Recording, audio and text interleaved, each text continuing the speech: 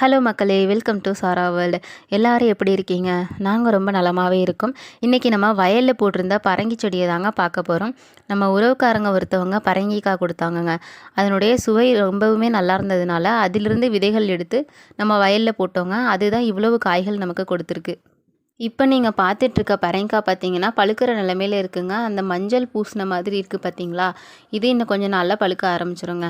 பரங்கிக்காயில் பார்த்தீங்கன்னா vitamin B, vitamin C, calcium, magnesium, iron இந்த மாதிரி நிறைய சத்துக்கள் இருக்குங்க.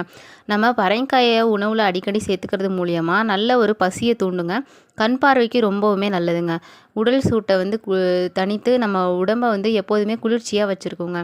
பரங்கிக்காயை நம்ம உணவில் அடிக்கடி சேர்த்துக்கிறதுனால மலச்சிக்கல் ப்ராப்ளம்லாம் வராதுங்க. பரங்கிக்காயை பார்த்தீங்கன்னா நல்ல பழுத்த பரங்கிக்காயை அறுவடை பண்ணணுங்க. அதோட காம்பு பார்த்தீங்கன்னா சிறிதளவு விட்டுட்டு தான் அறுவடை பண்ணணும். அப்போ தான் பார்த்தீங்கன்னா அது எவ்வளோ நாள் வச்சுருந்தாலும் வீணாகாமல் இருக்கும். ஓகே மக்களே, நெக்ஸ்ட்டு ஒரு இன்ட்ரெஸ்டான வீடியோவில் நான் உங்களை பார்க்குறேன். பாய் மக்களே.